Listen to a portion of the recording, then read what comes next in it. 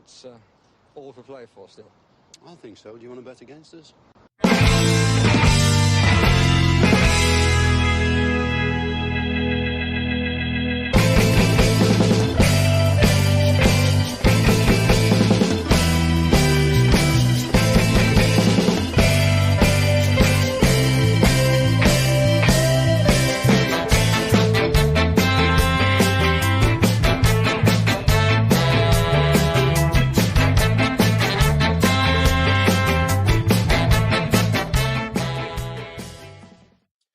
Hello, villains, and welcome to Further Love of Paul McGrath podcast. And sorry we're late. I suppose, firstly, I am dying sick with a flu and won't be doing a whole pile of talking tonight. And I fell asleep. So you got me up out of my deathbed. I won't see the game tomorrow. There won't be any team sheet tantrum because I'll probably, if this cold doesn't shift, this man flu is going to be the end of me today. So cherish me while you have me for the next 20 minutes. Because I feel like that warmed more up. than likely will be a team sheet tantrum. It'd just be a little bit shorter No, than usual. no, Will. That's obviously me being facetious. I don't think this is going to be the thing that finally gets me. But I do feel like absolute debt warmed up right now. So yeah, talking about Club Brugge. I've just been reliably informed as well via text message that both Real Madrid and Man City lost today as well. They did. Yeah. So I'm actually no good to anybody because I know nothing. I literally know nothing of anything that's happened in the last 3.5 hours. So I feel like that man who's woken up after a coma and someone has to tell him that, hey, by the way, that we landed on the moon. That's Well, here's more news for you. Unless we win by 4 clear goals tomorrow, we won't be top of the league tomorrow night. So we won't be top of the Champions League tomorrow night. But I tell you what will happen. If Bayern Munich and the likes miss out, Atletico Madrid, or Leipzig, all these so-called bigger clubs, if they miss out, this model could take a run and jump. they won't like that because it was brought in to protect all these players or all these big teams. So it'll be very, very interesting. It will be interesting. There's going to be 2 Neils here for a moment, everyone, because I've got not only am I asleep, but I think my system is still half asleep from. Let's see. Where am I going to? Rid of him. Put him here. Move this over here. No, I think that's much better. Do I sound better? Yeah, you sound better as well because I was only catching every third syllable there when you were speaking a moment ago. So,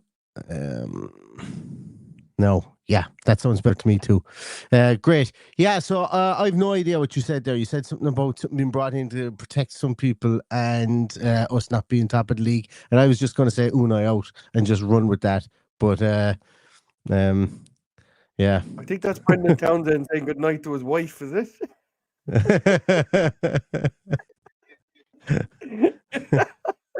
I don't know. It could have been to me because I was asleep too. So maybe, and myself and Brendan have sat beside each other for the park. So, we did have a kind of a moment before. We did. You said he shared. I was going, what is he going to say next?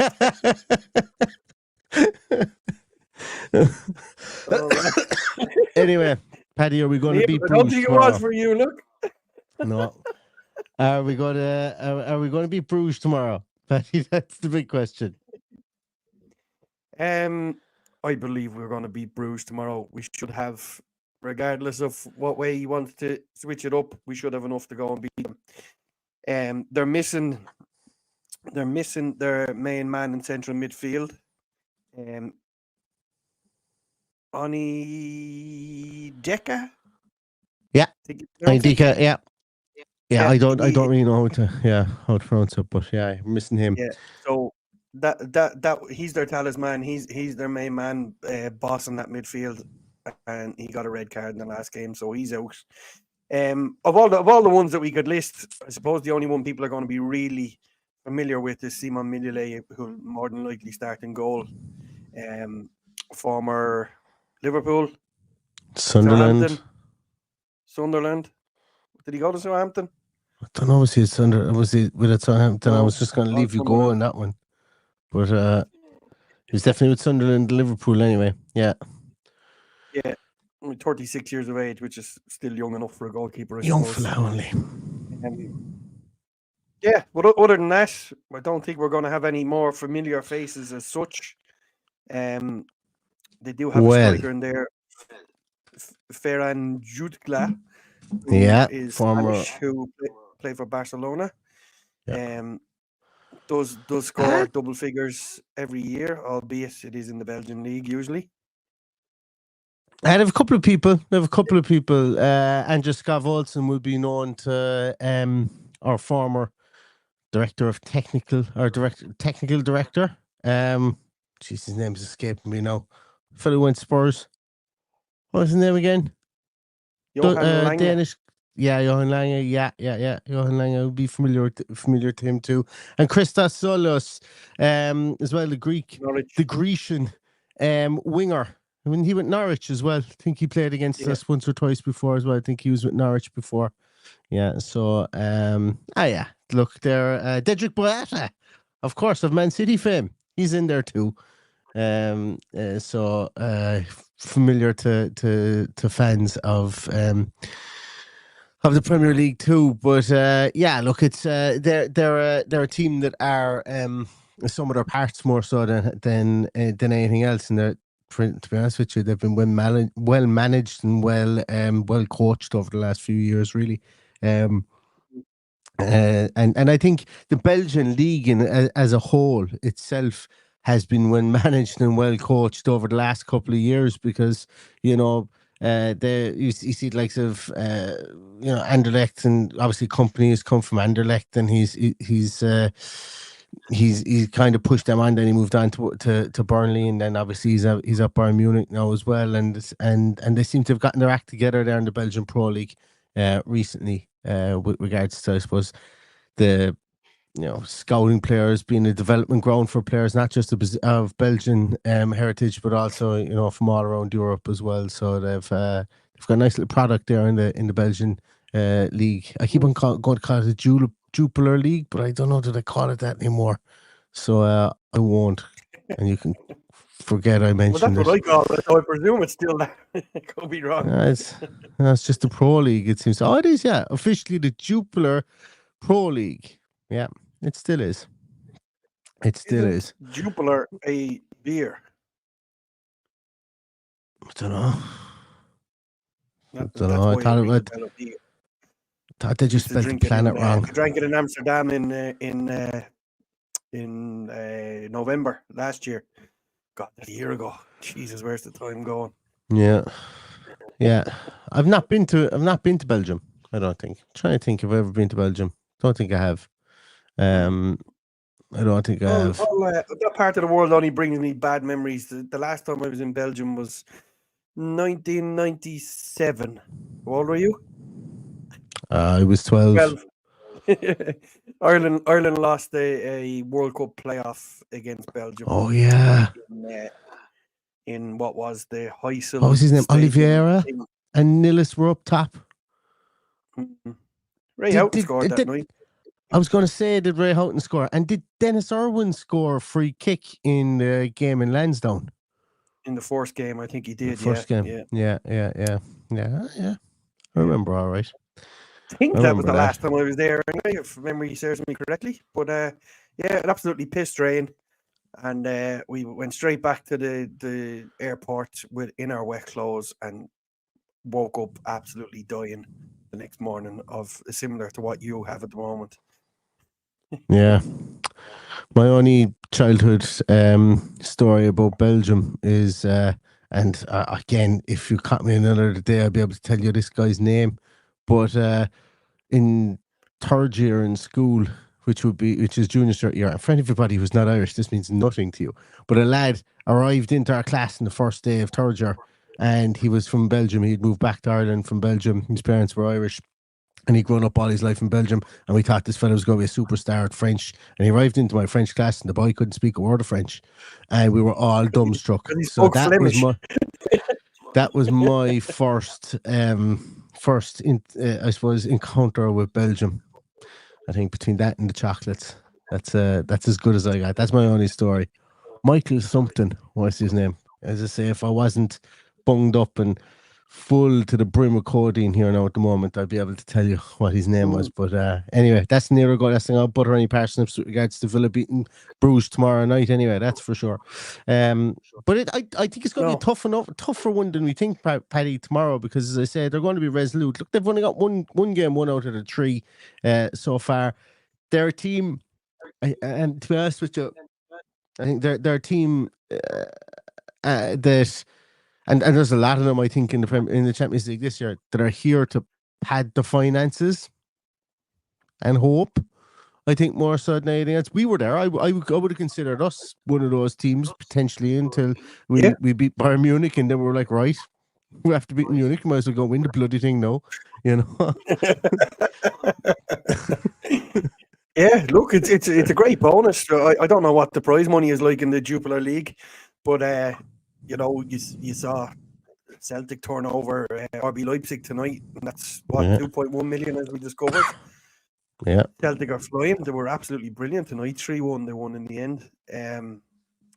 So I was hotly anticipating that one, seeing as we've got to play both of them in upcoming fixtures. So yeah, I'm kind of hoping they get knocked out, RB Leipzig, and start to go into a bit of a dip, so we can go in January and take Lucerelka Trouda off them again. I'd be yeah. That's actually quite topical, because the only kind of look, I think there's going to be changes again tomorrow. I think Matsson's going to start at left back. I'm going to say it again. I watched the game again at the weekend back, and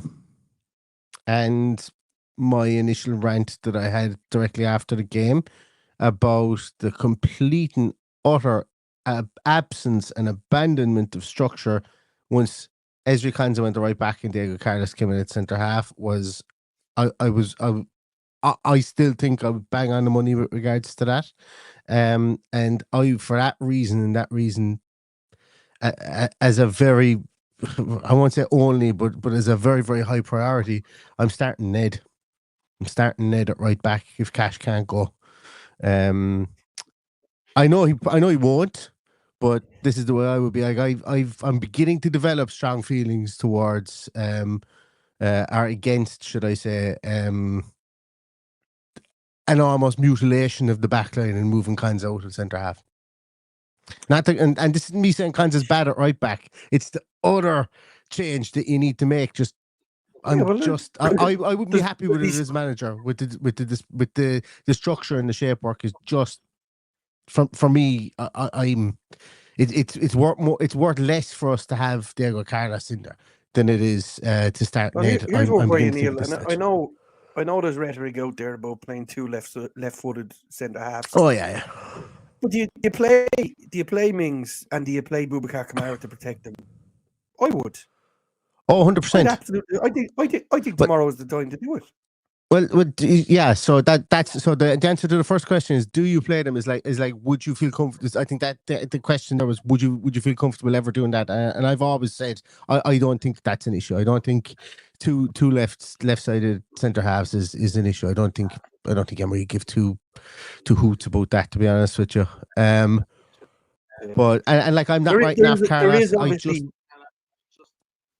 There is a lot of the coaches will tell you that you shouldn't play 2 right-footed or left-footed centre backs, especially in the modern day, because of how the ball moves across the back 4.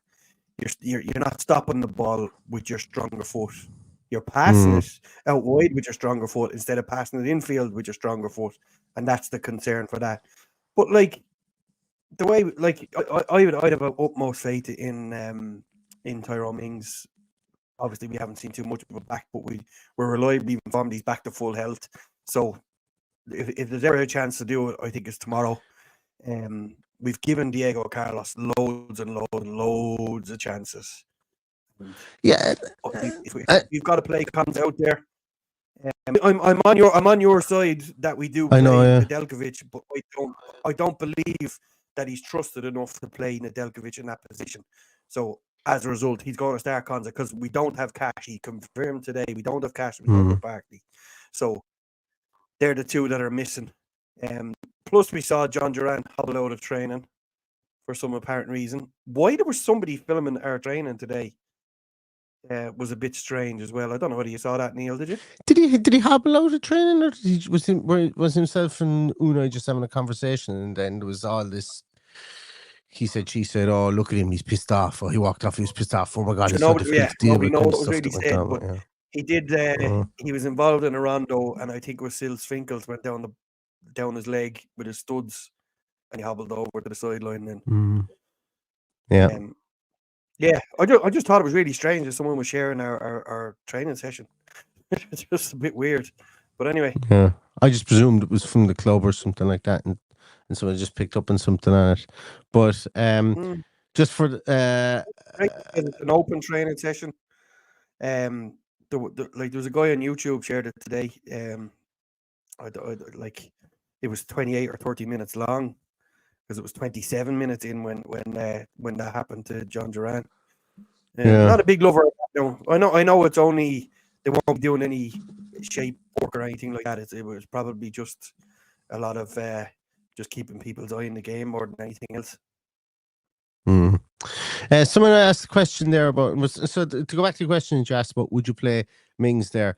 I would, and the more I saw of the game at the weekend, the more I feel that my formation that I alluded to in the preview of the Spurs game would have worked, as in having that box midfield and pressing higher with McGinn and Rodgers behind Watkins, bring Kamara in there, and it would have allowed people to go in between the two centre halves and create that Konza as a almost a makeshift right back when we're in possession or when we're out of possession, whichever one you wanted to do there, and allow Matty Cash to go forward. Now, Cash being injured, I didn't know at the time that Cash came off because he was injured. It was only after, like, certainly when I was doing my after the match piece review, I didn't even know that Matty Cash went off injured. I thought he was just taken off as a tactical change, which kind of made me raise an eyebrow because I thought that he was having a really solid game out there. But obviously he's just coming back from injury himself, so I thought maybe there was some sort of preservation with regards to that. And look, just going back to the Carlos thing, I see in the comments there some people saying Carlos has been good in Europe. I'm not having a piling on him. It's just I don't think making that change in the middle of the match helped us. Maybe if you started the game like that, I think yes. And I'm not averse to it being started. I want to be clear on that. I think the change happened in the middle of the game, and in inopportune time, we conceded out pretty we conceded 3 minutes after half time, and it didn't help us. And it didn't help us because the next two goals come from issues with our shape in defence. Anyway, we won't go back. We're not going to really get Spurs game too much. But I think in this game tomorrow, if I was playing, I don't see a reason why you wouldn't play Nedeljkovic in this game tomorrow. I genuinely don't. Like, if you want to see what the kid has, let's see what he has tomorrow. But who knows? Yeah, well, like, hopefully there was a learning from the Crystal Palace game last week. I've said it so many times. He's got so much behind him in the games that he's played in. Surely he's coachable and trusted to play at that level at this stage. But look, what do we know? Is it a case that he's just easing him into it the same way he is with Maatsen? He's not going all out playing Maatsen week in, week out. I know it's a different argument because Dina is doing so well, but we don't know what's in the mindset of the manager on this one. But like we both said it last week, he was propping up in some strange positions in that Crystal Palace game, and not what you'd expect. Somebody so young and raw would expect to be worried about his position and stay in his position. And the only place he should be caught out is probably going too far forward on the right hand side. But as we pointed out, he ended up outside left at one stage as we broke from a corner, which was really, really strange. But anyway, we'll leave to Unai to make that decision. Yeah. And in a way, even though I've led with it and I've had strong feelings on it, I think probably more of the conversation internally with Unai in that, it's going to be what the makeup of our midfield is going to be. Where's our natural width going to come from if we do have Cons out there at right back? Where's that width going to come from on the right hand side? Does Leon Bailey just come straight back in there? What's the tweak in the change? Because we were busy fools in midfield against Spurs for all of that second half, not a lot of it, for all that second half.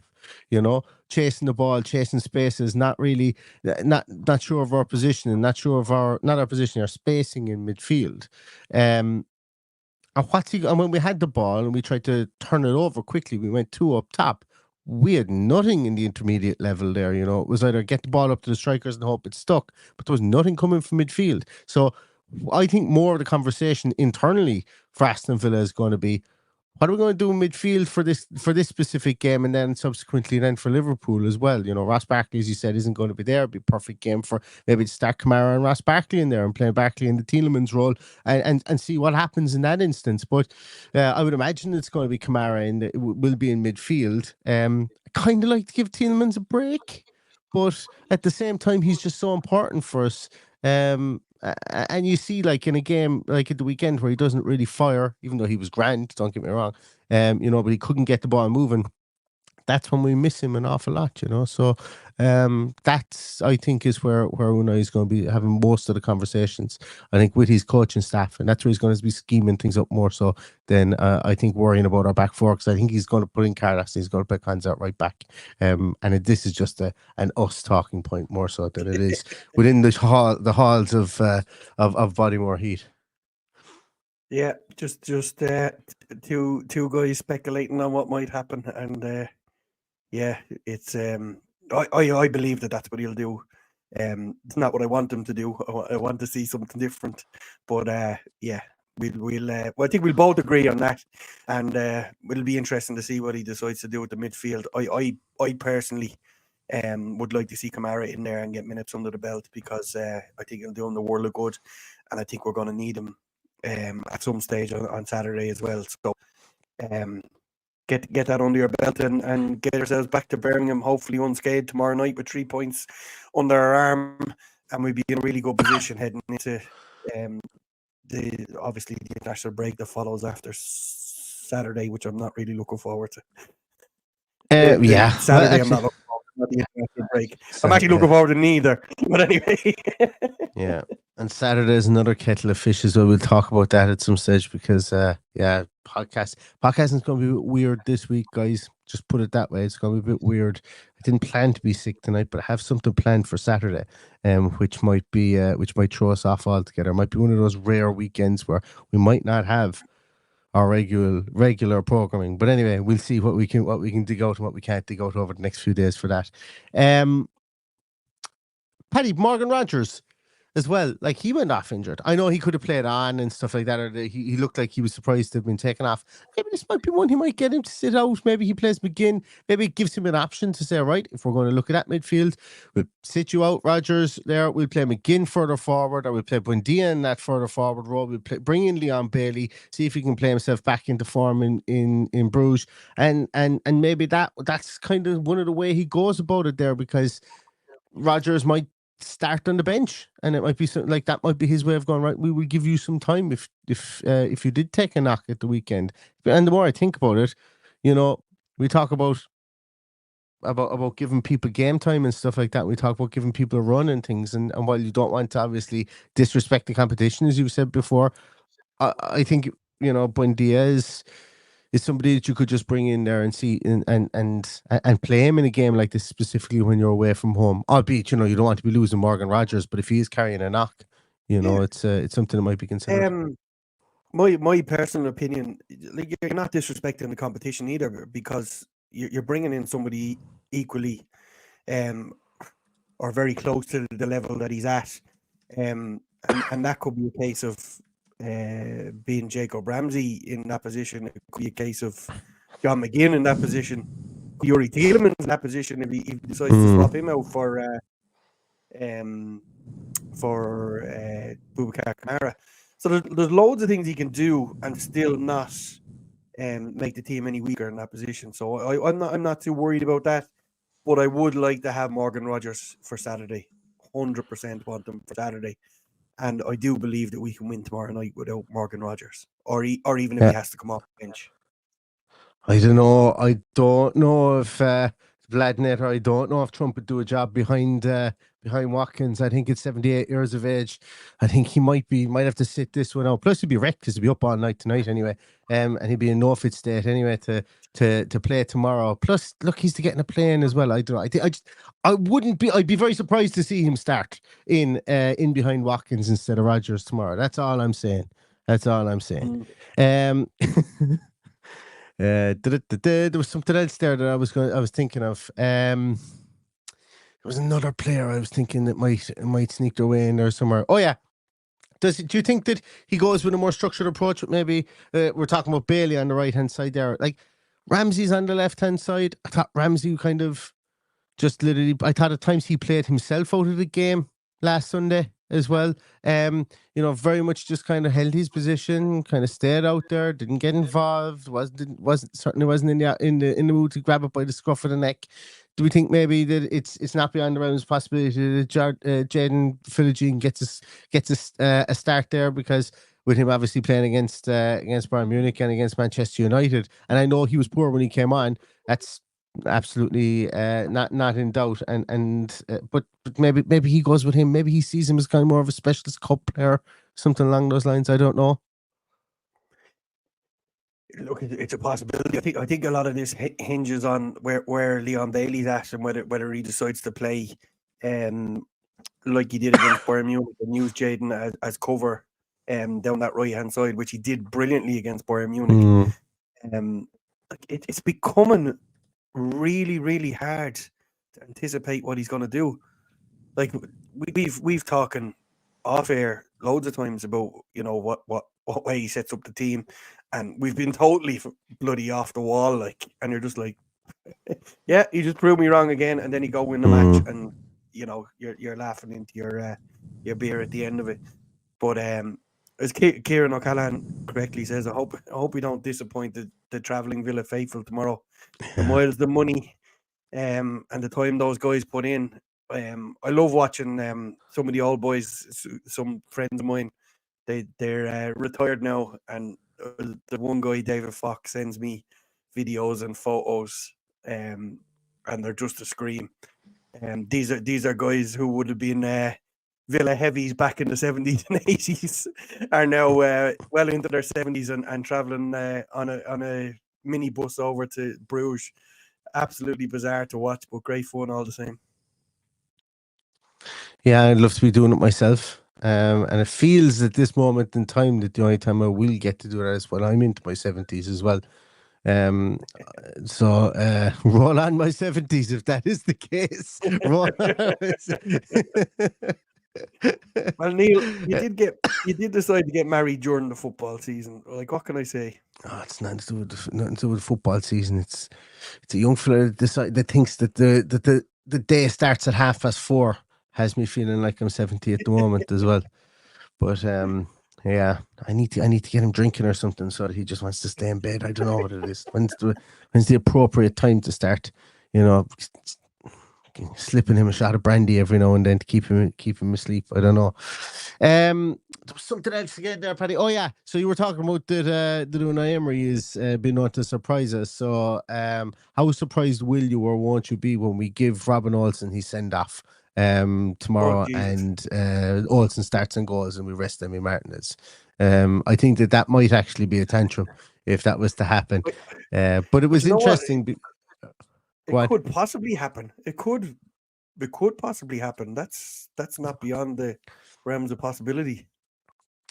If Robin Olsen starts tomorrow, I'll give away something. I won't give away a shirt because I'm not that confident that it won't happen. But I'll give away something to somebody tomorrow if Robin Olsen starts and goes. Yeah, I'll give away. I'll give away Robin Olsen's shirt to Noel Connaughton tomorrow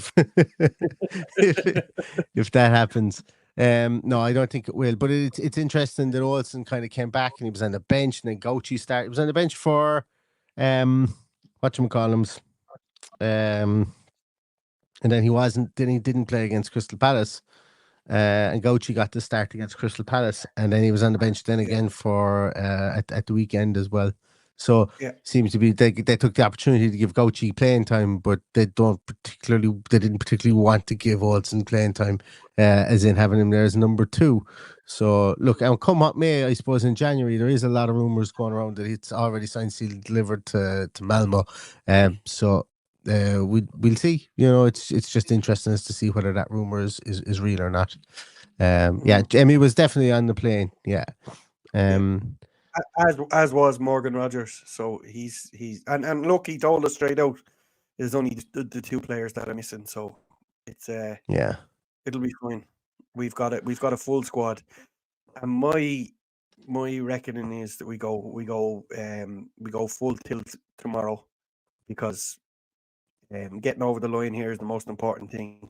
yeah, And arresting. I'm gonna say arresting 6 indifferent games that we've played. You know, I'm going to say 6. Well, if of the last 6 games, so that 5 of them have been indifferent enough. You know, and last week being poor, I suppose.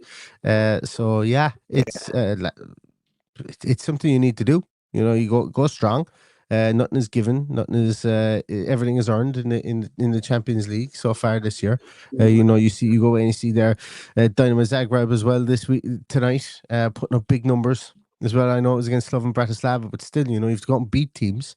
You were saying unless we win by 4 clear goals, why don't we go strong and win by 4 clear goals and go back to the top of the Champions League? Why not? I think for me, all that matters, we finish in that top 8, give us a good run of February to keep our league standings up there. I think that has to be the goal now. After winning the first 3 games, if we win tomorrow, I'd say the bookies will stop taking bets on us finishing the top 8. So, it's a big game. They're all big games. We've got to learn from last week too, not to go too shallow. Otherwise, you know, the disrespect will bite you on the ass. Yeah. So I expect a near enough full choice, starting team tomorrow. Despite everything we've said, and the devil's advocate we've played, I believe he'll play Carlos. I believe he'll play Konza at right back. He'll be exactly as we expect him to be, with maybe a couple of changes in the attacking lineup. Yeah. Curry, we did, and we are led to believe that he didn't quit practice as such. We're led to believe that he was got a small knock with the rondo, and that's what the discussion was about, and it's a thing of nothing. That's what we're led to believe. But we don't know for sure because the club haven't confirmed anything. He was on the plane because we were told there was only 2 players missing. Yeah, he's on the plane apparently as well. Yeah, and there's another one there. I think Sai had a question there as well. Does anyone believe the Luis loan? Does anyone else believe the Luis loan? No, I think you answered your own question there, Sai. I think it's nonsense. Yeah, if we somehow manage to do the Jedi mind trick or that, like that, the hypnotist from Little Britain is like look into the eyes, not around the eyes. You know, that kind of a trick, and get him back on loan in January after his sale more or less saving us from financial meltdown or PSR. I think there would have to be some sort of questions. I think that every single lawyer in UEFA and every single team in the Premier League would be beating down the door of a courtroom somewhere to file a motion to look into the dealings between ourselves and Juventus. I think it would be it would be insane if it was happening. Hey, listen, it'd be great if it did. But we'll finish on this. We'll finish on this one because I need to go very, very shortly. Enzo Barnechea in the Argentina squad, brilliant, absolutely brilliant. This is what we need our lone players to be doing: going out, getting that experience, and getting the game time to encourage their international managers to play them. We'll now have a player that played in La Liga. He's Valencia, isn't he? He's Valencia, yeah. Valencia, yeah. And look, getting time on the pitch, hopefully, with Argentina will be magic. So best of luck to him. I hope it goes well for him. I hope he gets a run. He's gone out that far to play for his international team. And it's a good news story out of today, I think. I think so too. And my prophecy of him being the next Guido Rodriguez type, of getting his international debut at 23 and then going on to stake a claim for Argentina. Go back and watch my piece on Angel Barnechea as well. It's beginning to come true, and I love when stuff like that happens. Yeah, fair play to the young man. He's only started 4 games. He's come on as a sub in 3, but he's scored a goal for Valencia already. Valencia haven't had the greatest start, if I'm not mistaken, in La Liga. But he's impressing the right people, and more power to him as well. Getting into that squad, they do need defensive midfielders in that squad. And look, if he's the guy that can come in and that can work to that structure that they play, an excellent opportunity for him. And once again, coming back to us. But you said about the guys who are out on loan, Samuel Elling Jr. as well, getting picked in the under-21, the English under-21 squad the whole time. He's playing pretty well for Bologna, coming off the bench and stuff like that. Seem to be 2 good loans for 2 guys who came in, for the 2 guys who came in. And excellent. While we're talking about Valencia, Brendan says he's going to double down and say big love to everyone here. Big love to anyone that watches us from Valencia. Absolutely horrific what we've experienced in the last few days, and I hope everybody as well. Yeah. I actually a guy I know, I loosely know, should I say, up until yesterday or 2 days ago. He didn't leave. He was on the 6th floor of an apartment building.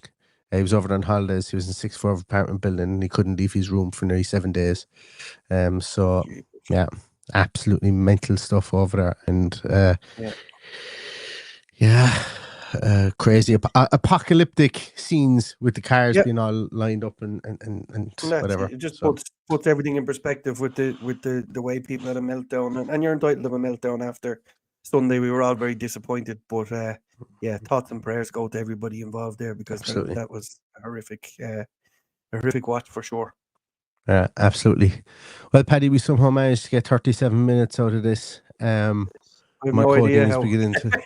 coding's beginning to wear off here as well, so I need to throw myself back into the lab again. And you said you need to be somewhere, but thanks so much, everybody, for listening to our ramblings. We covered a lot of ground today. We've intercepted some text messages earlier on in the podcast. We've spoken about what Belgium means to Paddy, and about a fella joining our school who didn't have a word of French, and we all thought he was going to be a superstar of French, amongst other things. So if you're just joining us, go back and listen to that. It's one of our more eclectic podcasts, I think is what you would call this one. And we did manage to talk about Villa Bruges as well, which is a change from what we normally do during the previews as well. But thanks a million, everybody, for watching. Look, tomorrow Team Sheet Tantrums might be at a different time, potentially. Just keep an eye out on social medias, and obviously, look, if you're following it looks like I'll be around anyway, so either way we'll get through it. We'll see you, everybody, tomorrow. Yeah, but keep an eye. So, like, what I'm saying is, if you're watching this on YouTube, hit the notification bell. I'm not big on this whole like and hit the notification bell, but that way at least you'll be notified if we are going a small bit later. But as I say, keep an eye out on social media for that. I'm a bit hamstrung tomorrow for the Team Sheet Tantrum, and then at the weekend it could be all to play for at the weekend. I don't know what the story is there yet, but we'll talk to you more about that after the Bruges game, and I hope you all enjoy yourselves between now and then. So if anybody's staying up to watch the US election, don't bother, go to bed, wake up tomorrow morning, and what will be, and keep yourself fresh for Bruges. We'll see you tomorrow for the Team Sheet Tantrum. So stay safe, stay well, and all that's left to say is up the Villa. Up the Villa.